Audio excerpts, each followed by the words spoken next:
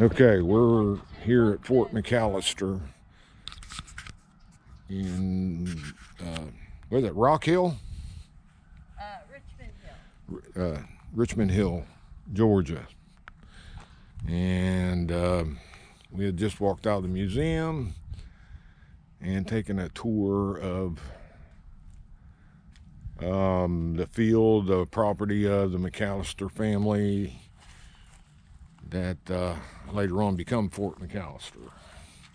And these are what some of the what do they call it? Upper enlisted men. Let me see here. It says non-commissioned officers. This is what they slept in. Okay. Yeah, bear in mind.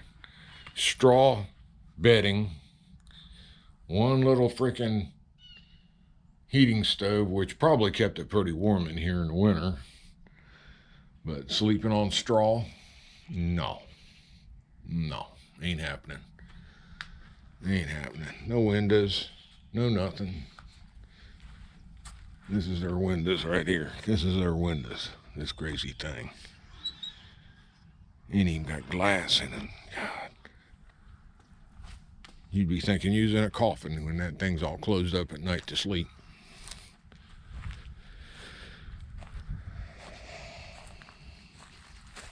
All right, we're going to head over to the house. The house was number 5, right? Did that say? Isn't that number 5 right there on the front of the house? That pole.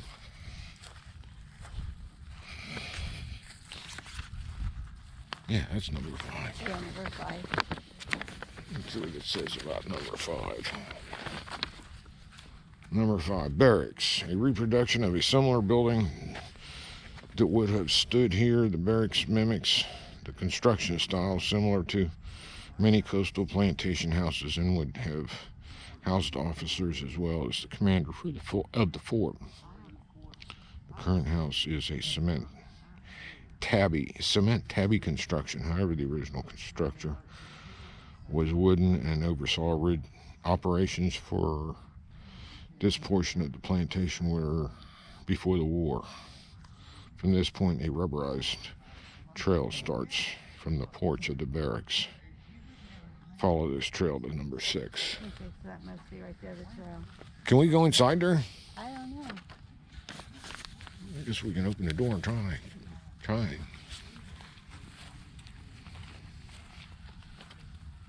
Yeah, barracks are closed. Oh. And we got curtains up so you can't see through the window. Okay. Well, palisades they set up. They tried to make a moat around the fort, but they couldn't dig it down deep enough for some reason or other. So they put the palisades up to slow them down, the enemy,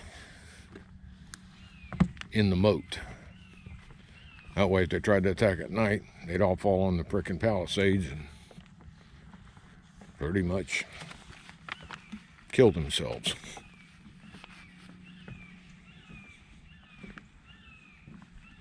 Wow.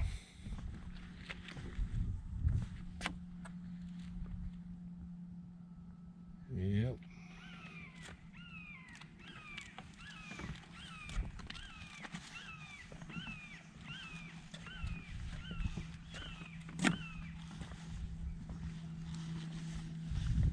Okay, it has us going to the left.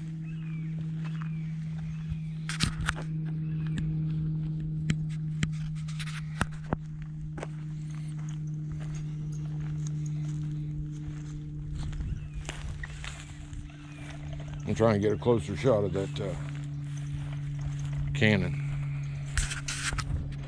I don't know if we're allowed to walk over here or not, but I'm doing it.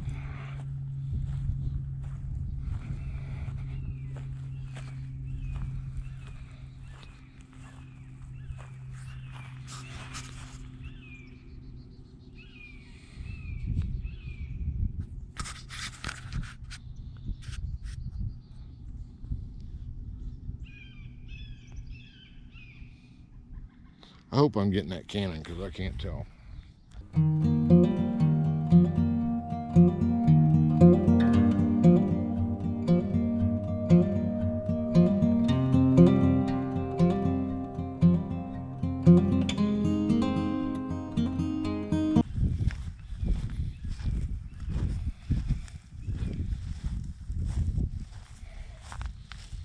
Okay, parade ground. These grounds are considered to be the center of activity when the fort was idle, not under fire, but during attacks.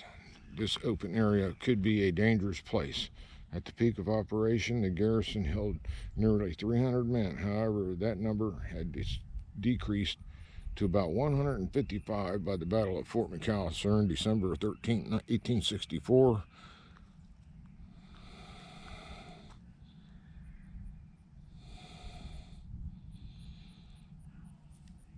Okay, now we're going to go to the left there. Alrighty then, here we are. Part 3, we are at the hot shot gun.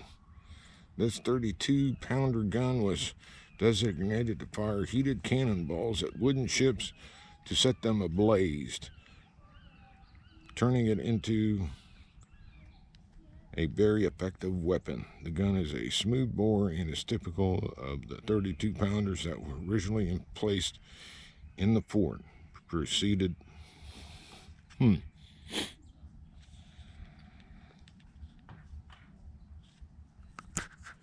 oh, there's marker 10 over there. We're on over there now. And while we're over here, there's some dudes over there fishing. Saw them catch a fish. And they put it in their container before I got a chance to get the GoPro back on. 10. The hot shot furnace. Let's see. Solid iron cannonballs were heated within this furnace until they were red hot. Cannon crew members from the hot shot gun would then receive the cannonballs from the back of the furnace using large metal tongs via the tunnel located between the cannon and the furnace.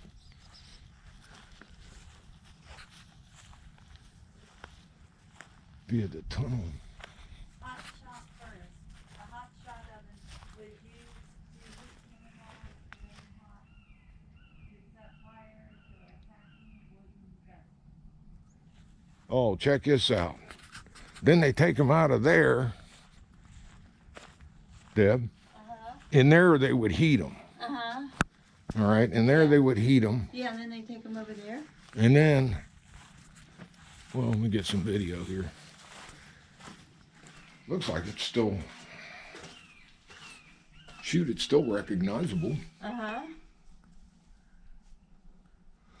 Okay, so they heat them there, and I assume they shove them through. They come out over here. And then, right here is a tunnel.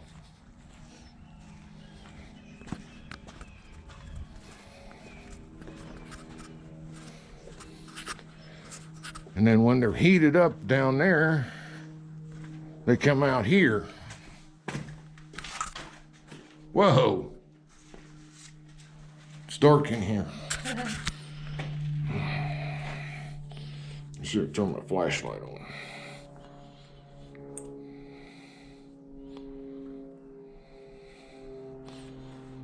Oh, whoops. Okay, here we go. And go in here. This is creepy. Oh yeah, so they take them out from here. All right. They roll down those beams. They pick that hot ball up. They come out this way. Carry it this way. Oh, that's too much work. You imagine how hot that thing is? The thing's red hot. I know. Red hot.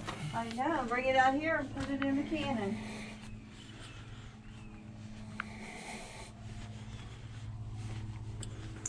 Yeah, and then they bring it out here,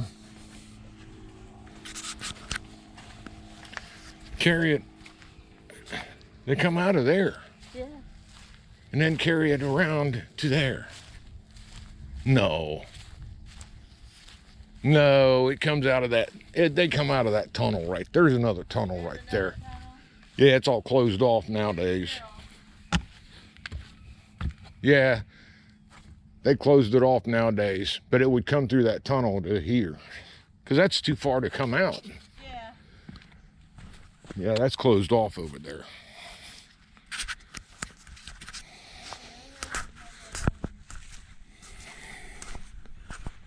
#11. All right, this is called the Central Bombproof.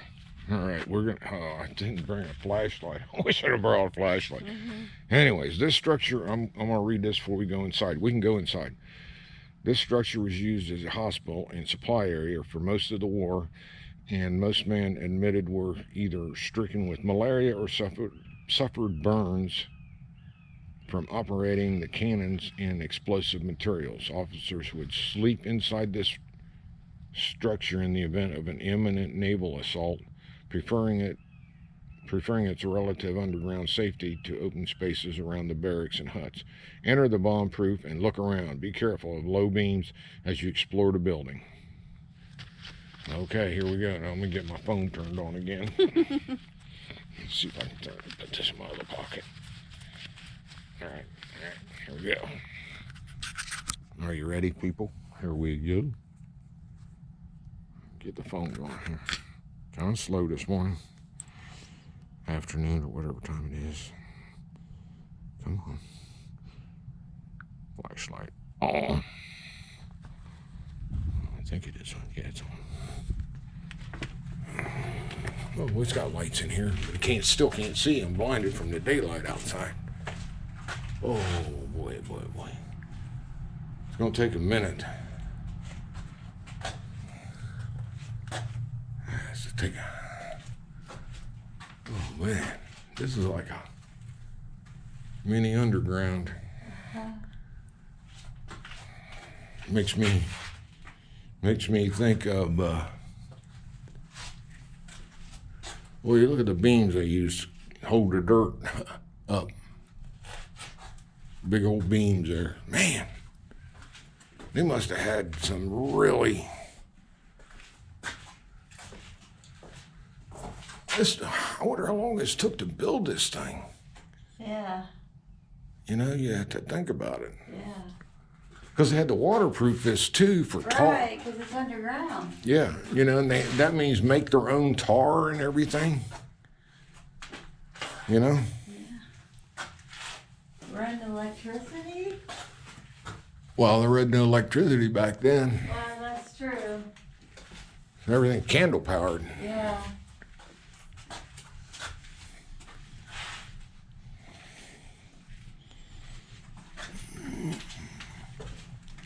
Now it looks like a jail cell door. We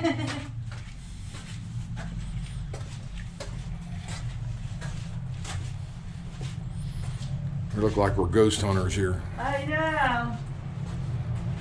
Oh, bunk beds. Yeah, that's for all the sick and the wounded. Remember, they use this as a hospital.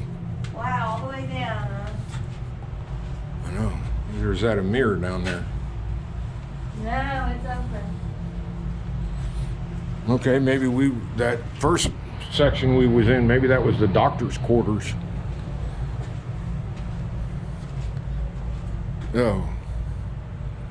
Looks like someone's laying here. Yeah, I know. Kind of freaky. Yeah, it is.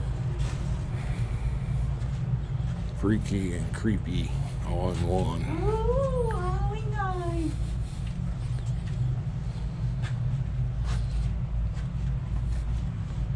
Yeah, you imagine how dark it was down here? Yeah. And they had to work down here? Yeah, Here's a fireplace.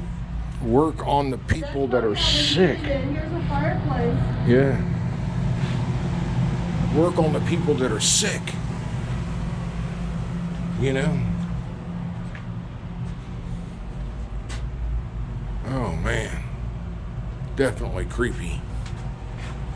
Definitely creepy. Oh man, look at that down there on the ground. Oh, yeah. They cut off an arm. Yeah.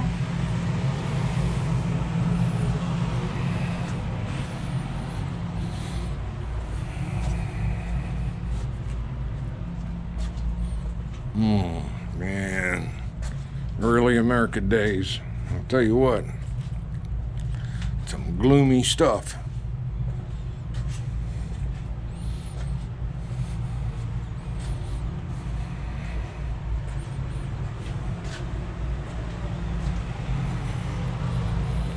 Some gloomy days.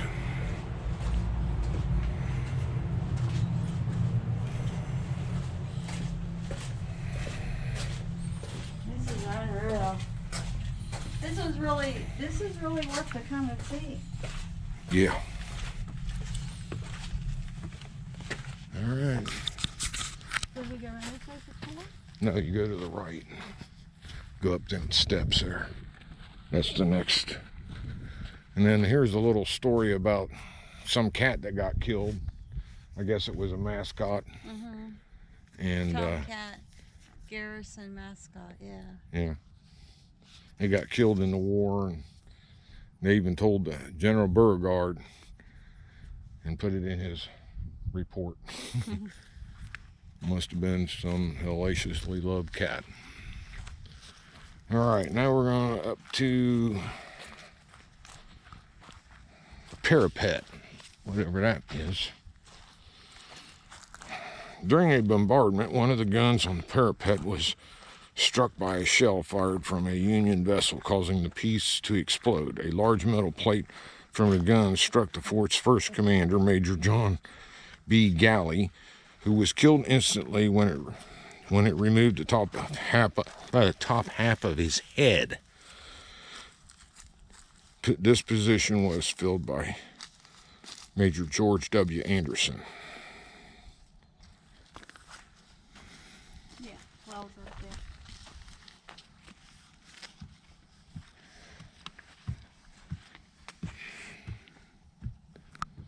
I don't know what that's all about, but we're gonna go up here.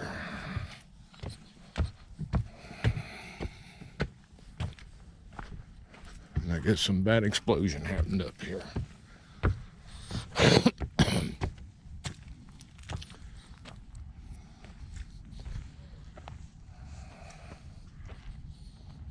Doing any good? Yeah, Great. What you catching? catching a bunch of redfish. Cool. Not hundreds, but he's catching them.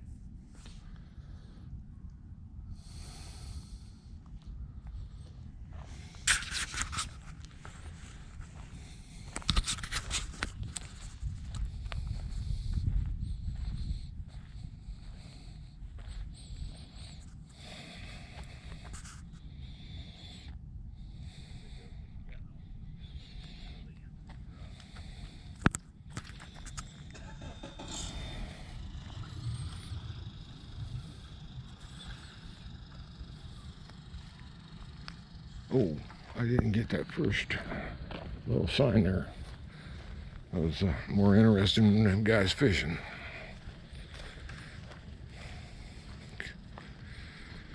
Yeah, killed in action while commanding the fort during the second attack at the Monitor.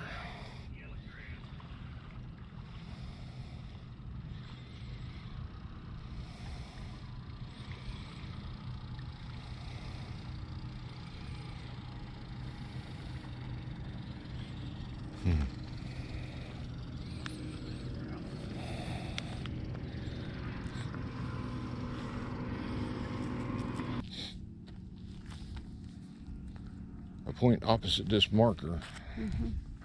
So they're talking straight ahead. They must have threw a double row of piling. That'd be wood.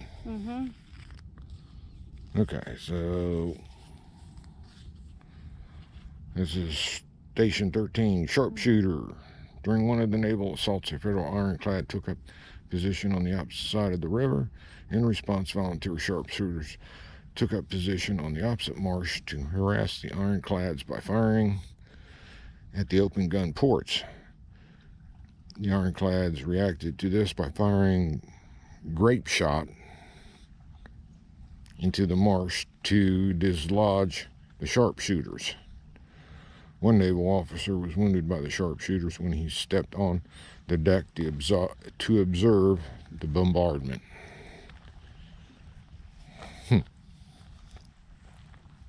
I guess we keep walking this way, babe. I'm gonna keep walking, okay?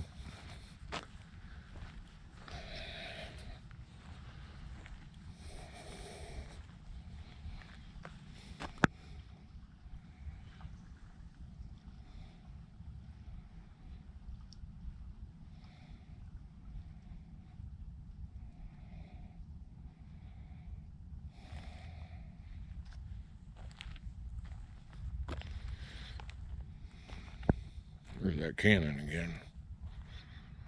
Well, how'd you like to have that thing shot at your damn boat?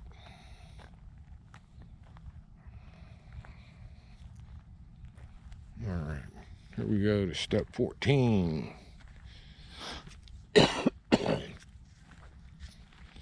This gun emplacement was one of the 4 positions of the original battery. During several naval assaults, this position was continuously bombarded in order to knock the piece out of action.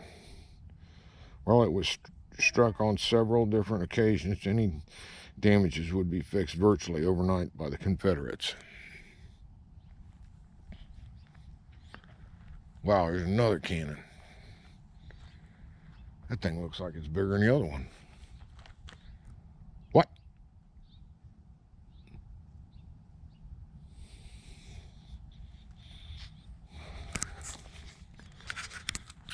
Stay tuned for more. We're coming up on marker 15, called the powder magazine. This is a reconstruction of the service magazine, which held shells, powder, fuses, and implements for the 32-pounder rifled gun. You can reach a location of where the rifled gun would have been positioned by taking the short, thin trail to the immediate right of the powder magazine.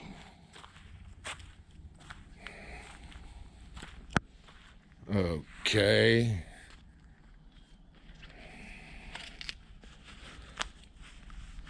Here we go again. Looks like we can go in there. I'll get my flashlight out again.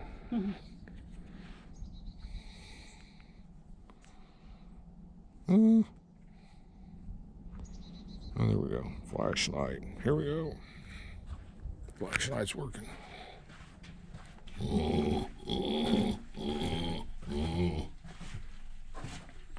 So this is just a, okay. This is like the ammunition. Yeah. The ammunition. Savannah Arsenal, 1863.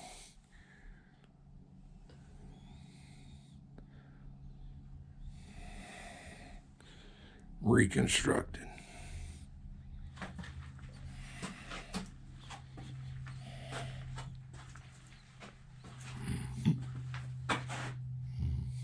Gunpowder.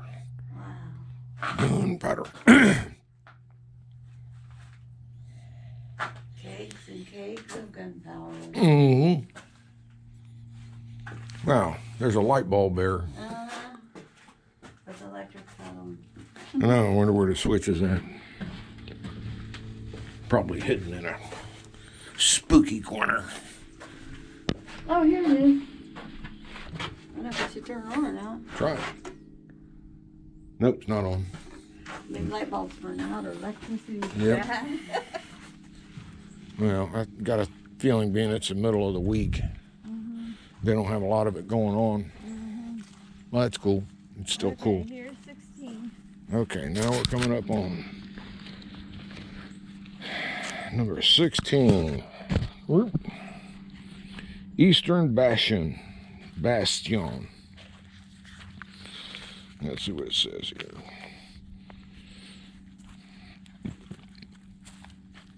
January of 1864, the rear defenses were strengthened under the orders of General Beauregard. The eastern bastion was added during this time, and light field guns were brought in to help defend against land assaults. This improvement would prove invaluable during the Battle of Fort McAllister. Ouch, my leg's getting bit. This improvement would prove invaluable during the Battle of Fort McAllister. This was also the original location of the mortar, which had to be removed because it damaged the surrounding earthworks when fired. Huh, well, I don't see nothing here. Well, there's a campfire thing here. Like maybe they have a campfire? This must have been what they're talking about, the whole, yeah. Like a group campfire here. Well, I think what it was all the men would be laying against this for the enemy to come across the top of the mounds. Yeah. And these guys would be laying across here in the grass, all along in the grass, okay? They'd be laying across there, and as soon as they see their faces, boom, boom, boom, boom, boom, blast them all. Yeah. And I'm getting bitten up by bugs. Didn't get bothered until here. Yeah. Continue to marker 17. Which way? That way? It did not say which way to go. So being that's 16, we came from there. I would assume. We came from there, so I was like, go this way? I would assume we go this way. Where those things are right there. Lanterns. And look at all these mounds. I mean, wow. How long would it take you to do all this? You know, I mean, they didn't have no daggone bulldozers and stuff back then. Captain Nicholas Clinch, when called upon by the Union officer to surrender during the Sherman assault, December 13, 1864, Clinch responded with a blow of his sword. After 3 saber, 6 bayonet, and 2 gunshot wounds, he was taken. Wow. Okay.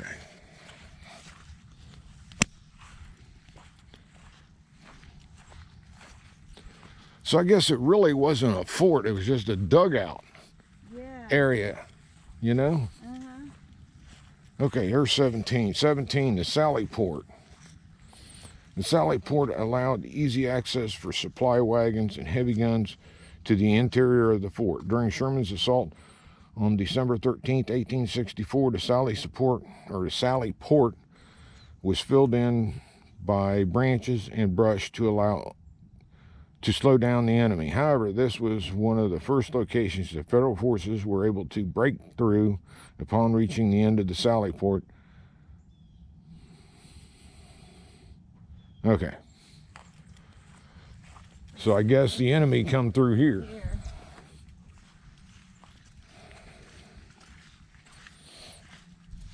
Wow. But there's more of those. Oh, those are the ones we originally saw. Right. Because see, there's the house. Right, we're coming out of the place now. There's only 3 more steps here.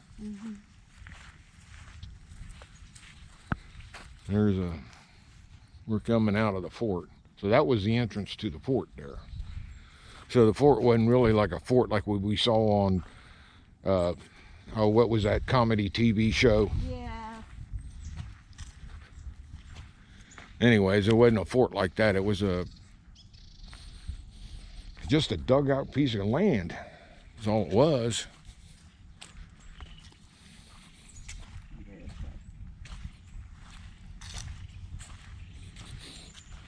Yeah, this was just a big dugout piece of land. Oh yeah, I'm kind of glad we came and did this. I think it's kind of interesting.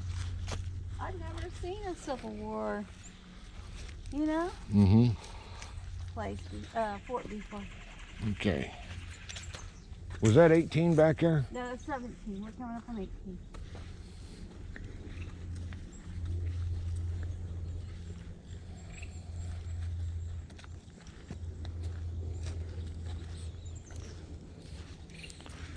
All right.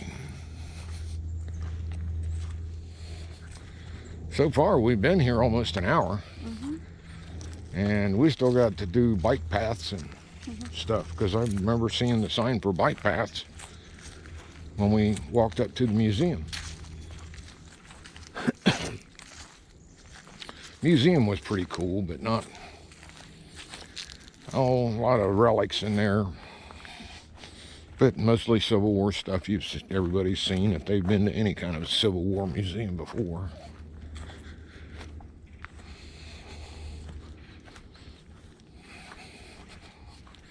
I mean, heck, for $8, it was pretty well deserved. Appears to be a heavy force today, had been a large field for most of the war. The area before you was the location of General Hazen's frontal assault on the fort, in which several thousand men marched straight into enemy fire from the Confederate defenders. Perhaps the fort's most controversial defense was the addition of mines placed in the open field, which inflicted heavy casualties on the Federals. The soldiers of both sides endured 15 minutes of countless rifle rounds and deafening explosions before capturing the fort.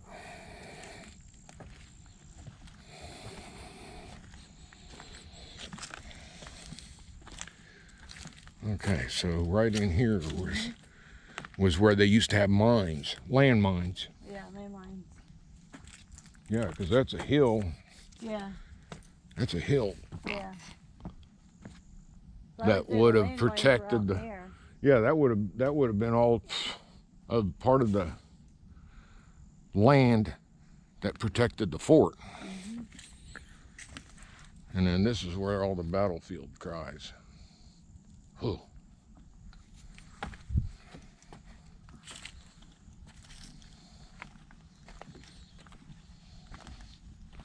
Whoa. Scary stuff. I bet you hear all kinds of haunting shit in there. Yeah. At night. Yeah. Okay, we're gonna walk up tonight. All right, here we are at stage 19. 10-inch mortar. Let's see what the sign says. Let's see what the thing says here, the guide. Used heavily during the bombardment of February 1st, 1863, continuous fire from the mortar caused the platform to collapse and the mortar was slightly displaced. Rather than abandon the piece, the Confederates continued to fire it for the duration of the bombardment. Head over the stairs adjacent to the mortar and head towards the river along the perimeter of the fort to the last marker. So this thing collapsed. Yeah. And I guess laid on its side or something. And they still used it.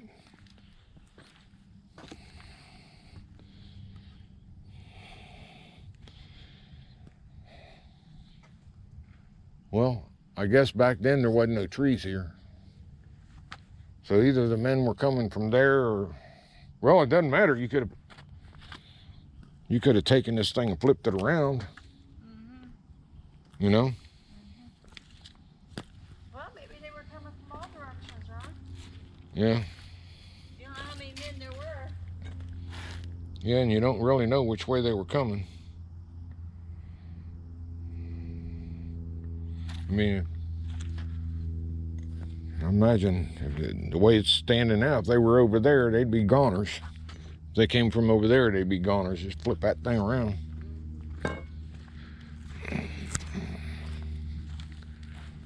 Okay, now we're going to the stairs.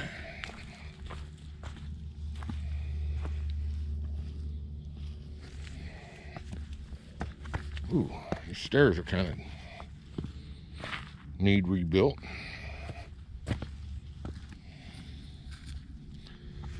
Okay. Last step's the big one.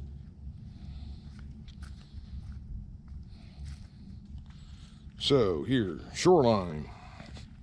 During the final attack by Sherman's troops on December 13th, 1863 or 1864, several infantry regiments advanced along the shore of the river during the ebb tide, bypassing the palisades, and attempted to scale the mounds under heavy fire.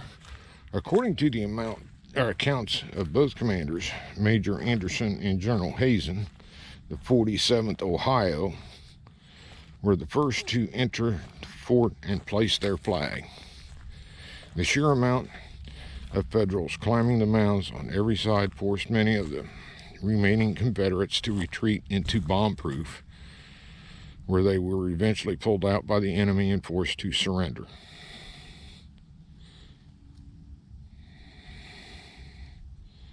This concludes the self-guided tour. So now we're going to go walk by the river here, where the Federals came in and took over the fort, supposedly.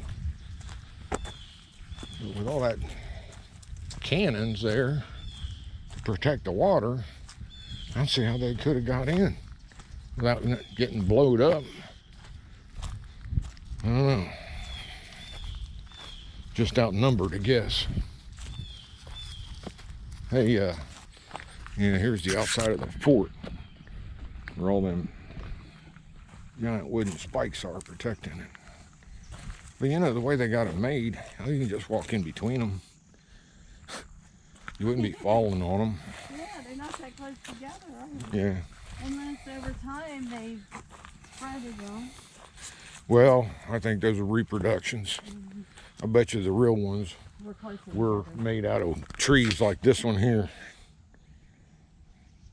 And then real close together. That way if they try to go across there, they would, especially in the dark, Yeah. you know. But man, you know, look at this. This is all jungle around here.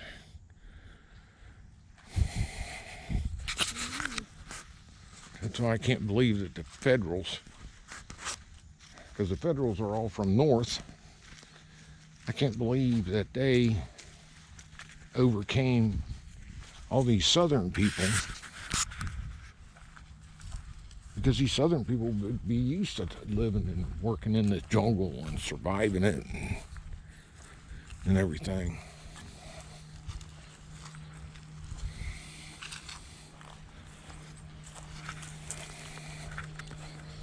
I don't know.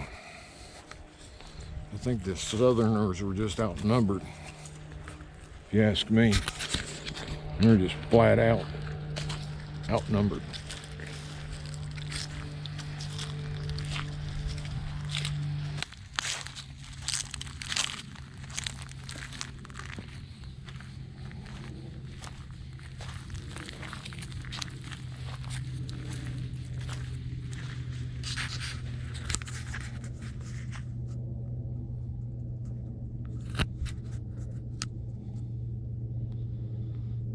Now, if y'all want to pause your video and read all that, have at her. But this pretty much concludes our. We are now ending up on the. What do you want to call this? The shore side. Yeah, that wasn't it like Ogeechee River or something? Yeah, it's the Ogeechee River, something like that. Ogeechee, something like that river. There were some guys fishing here earlier. They have left. But this is where Looks like this is where the Federals came in and bombarded this place. Pretty much surrounded the whole place. Hundreds and thousands of men. But how they got past the guns, that don't make sense. How they got past all them cannons that were up there. Because there was more than just two. There was others. How those things got past there, I have no idea. Unless they hit the ships, the guys dumped in the water, swam to shore. I don't know. Don't make sense. But anyways, like I said, this concludes our trip to Fort McAllister State Park, Richmond Hill, Georgia.